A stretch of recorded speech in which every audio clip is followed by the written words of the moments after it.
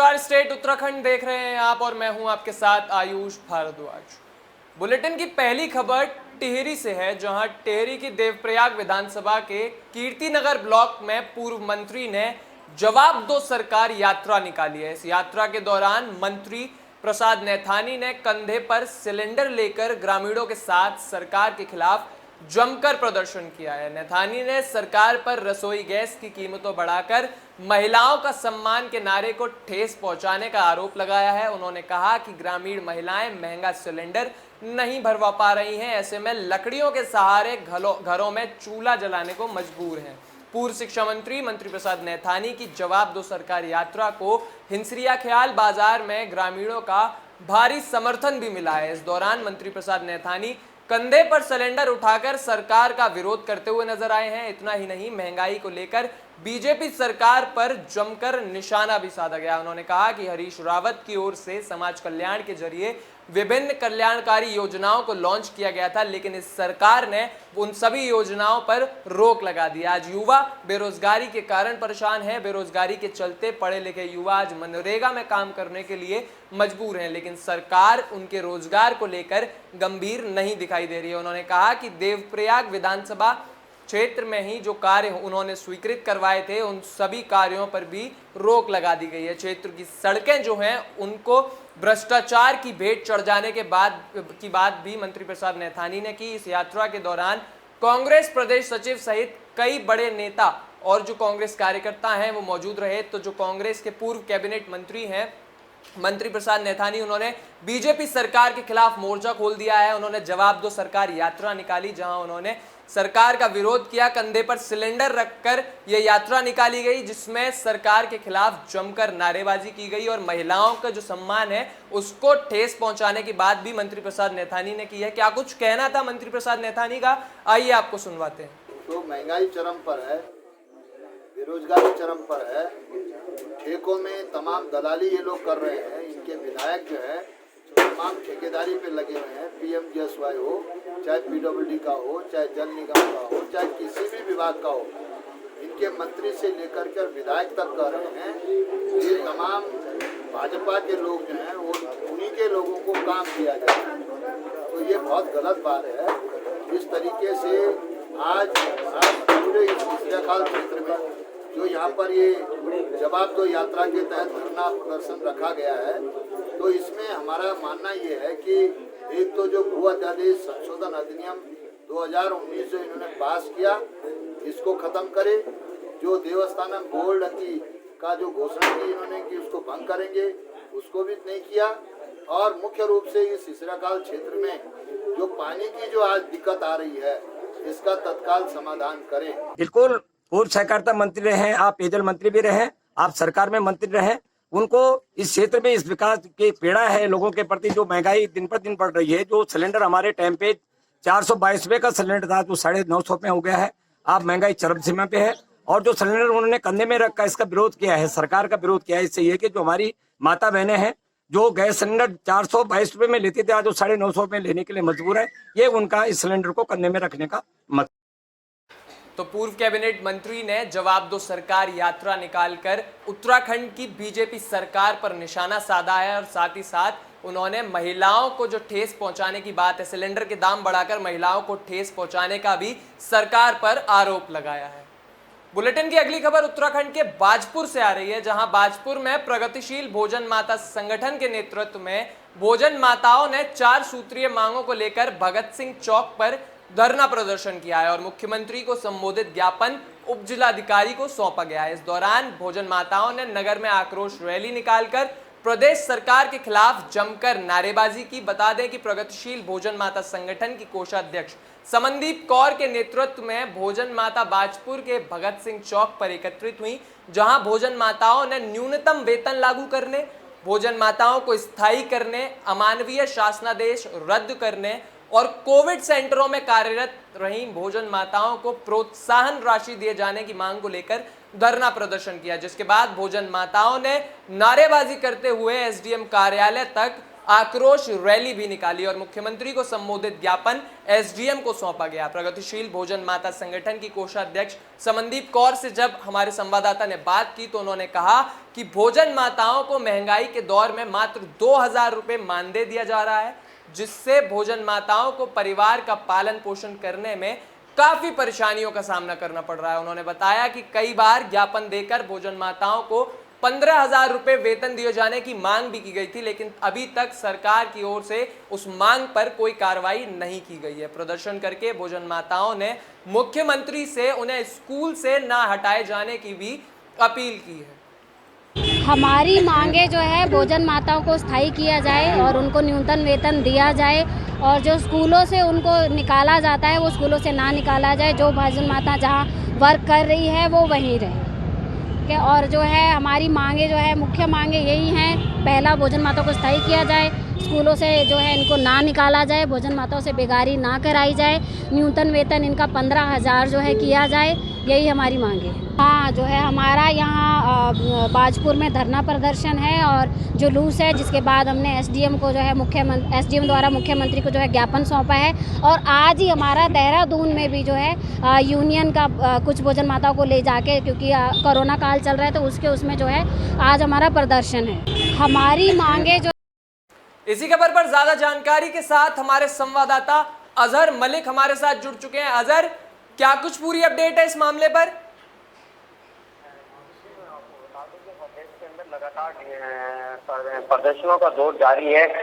इसी क्रम में आज बाजपुर में भी भोजन माताओं ने 4 सूत्री मांगों को लेकर प्रदर्शन चौक पर प्रदर्शन करती हुई दिखाई दी, जिन्होंने मुख्यमंत्री को भी जिलाधिकारी ने कार्यालय में ज्ञापन सौंपा है, जिसके दौरान भोजन माताओं में काफी आक्रोश देखने को मिला, जिनके प्रदेश सरकार के खिलाफ जमकर नारेबाजी की। वहीं भोजन माताओं का कहना है कि न्यूनतम वेतन लागू करना चाहिए और हमें अस्थायी रूप से घोषित हमें भोजन माताओं को स्थायी रूप से घोषित कर दिया जाना चाहिए। तो वही संगठन के कोषाध्यक्ष समनदीप कौर ने मीडिया से रूबरू होते हुए बताया कि भोजन माताओं को महंगाई के दौर पर मात्र 2000 रुपये मासिक वेतन मिलता है, जिसमें भोजन माताओं का परिवार का पालन पोषण करना काफी परेशानियों का सामना करना पड़ता है।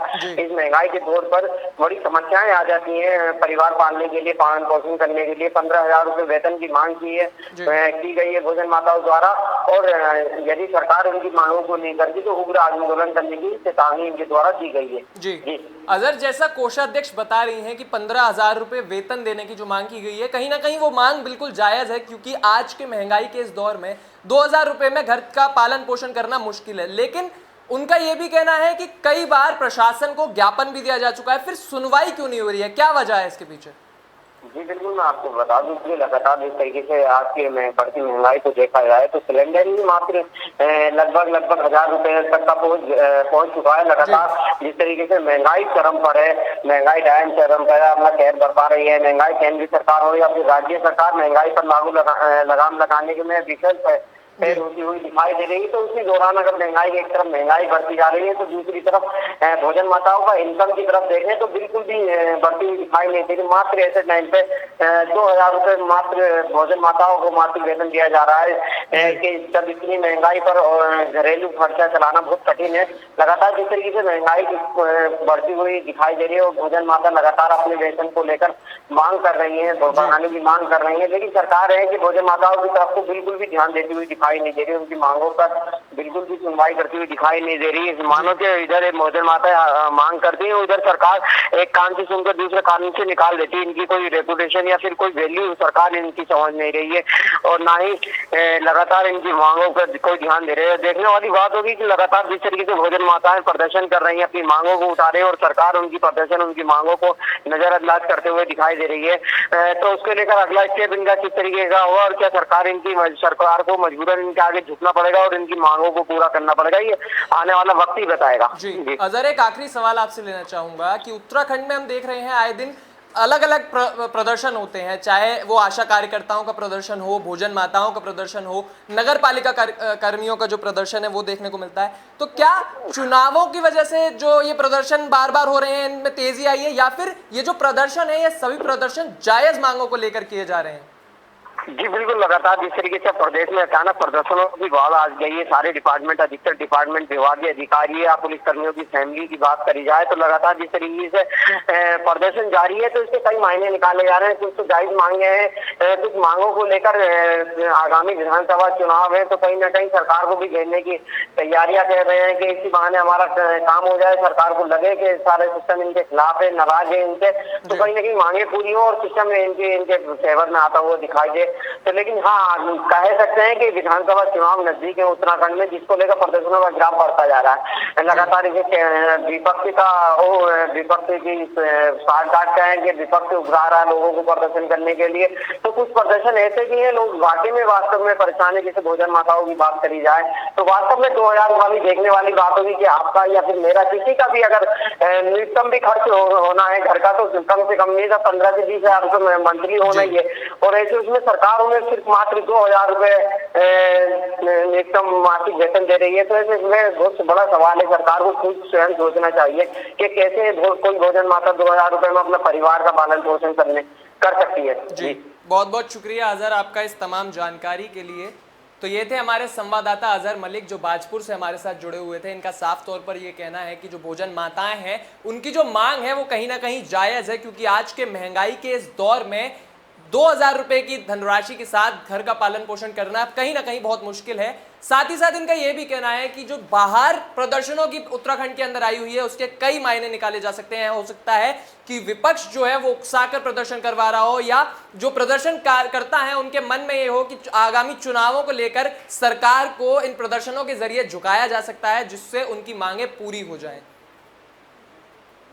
बुलेटिन की अगली खबर की तरफ बढ़ते हैं, जहां पुलिस अधीक्षक उत्तरकाशी द्वारा जनपद में चलाए जा रहे जागरूकता अभियान के क्रम में निरीक्षक यातायात पुलिस उत्तरकाशी ने टैक्सी यूनियन भटवाड़ी में यूनियन के पदाधिकारी वाहन चालकों के साथ सड़क दुर्घटनाओं को रोकने और यातायात नियमों का पालन कराए जाने के उद्देश्य से सड़क सुरक्षा जन जागरूकता अभियान का आयोजन किया है, जिसमें निरीक्षक के द्वारा सभी को यातायात के नियमों, क्षमता से अधिक वाहन सवारी ना बिठाने, निर्धारित गति से वाहन चलाने, शराब पीकर वाहन ना चलाने, वाहन चलाते समय मोबाइल फोन का प्रयोग ना करने, सीट बेल्ट का प्रयोग करने आदि के बारे में विस्तृत जानकारी दी गई है। साथ ही उन्होंने गुड सैमरिटन यानी कभी कहीं कोई सड़क दुर्घटना या अन्य घटना हो जाती है तो घायल व्यक्तियों की मदद करने के लिए प्रेरित भी किया गया है। और ट्रैफिक आई ऐप के बारे में जानकारी देते हुए उनको बताया गया कि जो ट्रैफिक आई ऐप है इसके जरिए लोगों को सुविधाएं दी जा रही हैं। जो टैक्सी यूनियन है और जो वाहन चालक हैं उनको सुविधा देने के लिए सरकार की ओर से, प्रशासन की ओर से एक नया ऐप लॉन्च किया गया है, ट्रैफिक आई ऐप नाम का, जिसकी मदद से लोगों के लिए जो टैक्सी चलाना है वो और भी ज्यादा आसान होता दिखाई दे रहा है।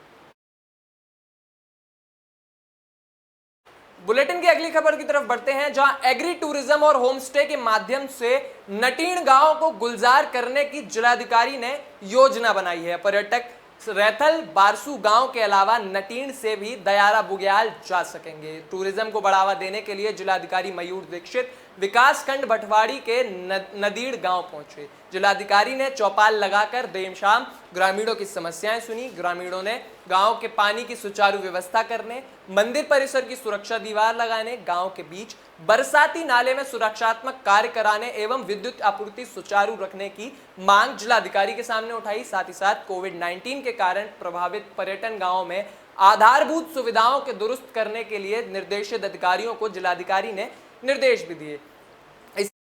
ग्रामीणों ने आजीविका मिशन द्वारा वितरित मटर के बीज की निम्न गुणवत्ता को लेकर भी जिलाधिकारी के सामने सवाल उठाए हैं। जिलाधिकारी ने गांव में आधारभूत सुविधाओं को दुरुस्त करने के साथ ही हर संभव समस्याओं के निस्तारण का भरोसा ग्रामीणों को दिलाया है। साथ ही साथ ग्रामीणों को जिलाधिकारी ने किसानों को पारंपरिक खेती के इतर ऑर्गेनिक खेती करने के साथ ही नकदी फसलों के उत्पादन पर भी जोर दिया है, ताकि ग्रामीणों की आजीविका के साथ आर्थिक मजबूती भी इलाके में लाई जा सके। उन्होंने कहा कि नटीण गांव में निर्माणाधीन हेलीपैड के अस्तित्व में आने से भविष्य में यहाँ और अधिक टूरिस्ट बढ़ने की प्रबल संभावना है। उन्होंने जिला पर्यटन विकास अधिकारी को निर्देशित किया कि गांव में होम स्टे योजना से जोड़ा जाए, जिससे और अधिक से अधिक होम स्टे इस इलाके में बनाए जाएं ताकि ग्रामीणों को उनके घर पर ही रोजगार मिल सके। इस मौके पर जिलाधिकारी ने उद्योग विभाग से लाभान्वित उद्यमी राजकेंद्र के होम स्टे का भी उद्घाटन किया। होम स्टे बनाने पर जिलाधिकारी ने उन्हें बधाई और शुभकामनाएं दी और गांव के अन्य लोगों को भी होम स्टे से जोड़ने के लिए प्रेरित करने को कहा।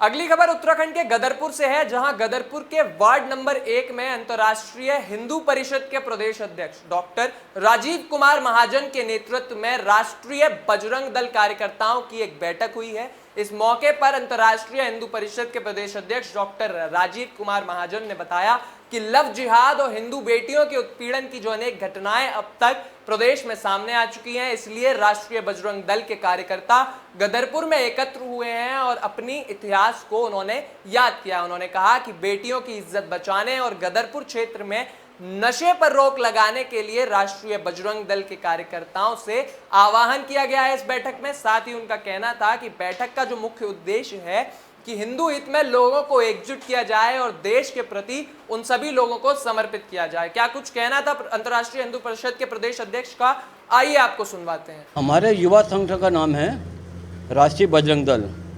राष्ट्रीय बजरंग दल का गठन आज से लगभग 3 वर्ष पूर्व 24 जून को दिल्ली में हुआ था। तब से राष्ट्रीय बजरंग दल भारत में जहाँ जहाँ संभव हो रहा है युवाओं को हिंदुत्व से जोड़ने का कार्य कर रहा है। उसी कड़ी को आगे बढ़ाते हुए आज हमारे कुछ बंधुओं द्वारा गदरपुर में भी राष्ट्रीय बजरंग दल को सक्रियता से जोड़ने का काम किया गया है। संगठन खड़ा होता है, चलता है धीरे धीरे, फिर कहीं ना कहीं उसकी परिणति कई बार ठीक रहती, कई बार ठीक नहीं रहती। लेकिन आज की बैठक जो युवाओं द्वारा हुई है हमारे बल में, इसका सबसे ज़्यादा श्रेय जो है हम रवि के प्रयास से यह सफल बैठक आज संपन्न हुई है। और मुझे लगता है कि जिस जोश खरोश के साथ आज बैठक हो रही है वह भी आगे जारी रहेगी। सिर्फ चुनाव तक नहीं ध्यान रखिएगा, चुनाव तो आते जाते रहते हैं, चुनाव आते जाते रहते हैं, लेकिन हिंदुत्व था, है और रहे। अगली खबर गंगोत्री धाम से है, जहां गंगोत्री धाम में देवस्थानम बोर्ड के खिलाफ तीर्थ पुरोहितों का धरना अब भी जारी है। जहां पुरोहितों को अब लग रहा है कि सरकार पुरोहितों की मांग को मान नहीं रही है। सरकार के खिलाफ अब पुरोहितों ने जनता दरबार लगाना भी शुरू कर दिया है। गंगा पुरोहितों का देवस्थानम बोर्ड के खिलाफ लगभग 2 माह से अधिक धरना होने को आया है। पुरोहितों ने देवस्थानम बोर्ड का एक काला कानून माना है। पुरोहितों का कहना है कि सरकार ने कानून हमारे ऊपर जबरन थोपा है। इस काले कानून को धामी सरकार जल्द से जल्द हटाए।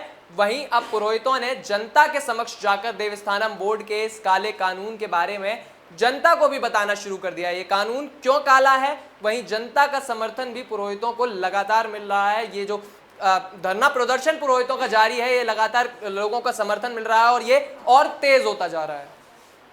और देव आशीर्वाद यात्रा का शुभारंभ आज यहाँ से इस थाट से शुरू हुआ है और हम सभी 5 गांव के प्रधानों ने, जनमानस ने, महिला मंगल दल, युवक मंगल दल, वन पंचायत सरपंच एवं तमाम जो हमारे जो तमाम पंच माल गुजार हैं, सबने निर्णय लिया है कि जो ये काला कानून है देवस्थानम बोर्ड, ये पूर्ण रूप से भंग होना चाहिए। यदि सरकार ने आचार संहिता लगने से पहले इसको भंग नहीं किया तो आने वाले समय में यह एक विशाल जन आंदोलन होगा। और अगर इस आंदोलन में कोविड का अगर नियम टूटता है, किसी प्रकार की अगर कोई शांति भंग होती है, तो इसकी संपूर्ण जिम्मेदारी वर्तमान सरकार की होगी। हम पुनः चेताना चाहते हैं कि भाजपा सरकार ने यह सोची साची साजिश है। अंबानी और अडानी के इशारे पर हमारे जो तीर्थ पुरोहित है, हमारे जो इस क्षेत्र की जो पुरातन व्यवस्था है, इसको भंग करने का, इसको इस पर कुठाराघात करने का कार्य किया है। इसको बर्दाश्त नहीं किया जाएगा। यह आंदोलन अब पिछले 2 सालों से हमारे गंगा पुरोहित इसको लड़ रहे थे, किंतु अब इस भूल भुलाए में न रहे। आप LIV की रिपोर्ट चेक कर लीजिए।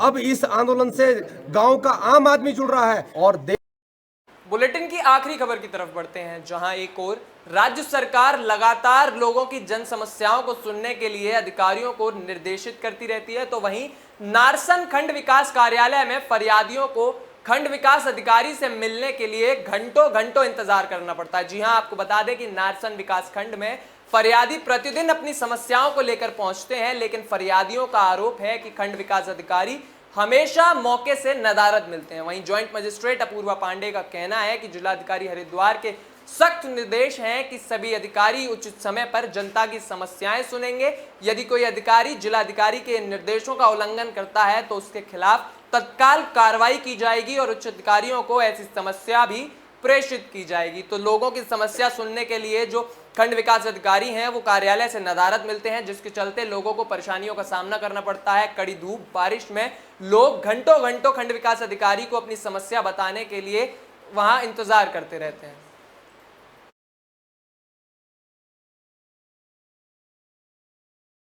ऐसी तमाम खबरों के लिए जुड़े रहिए हमारे साथ। नमस्कार।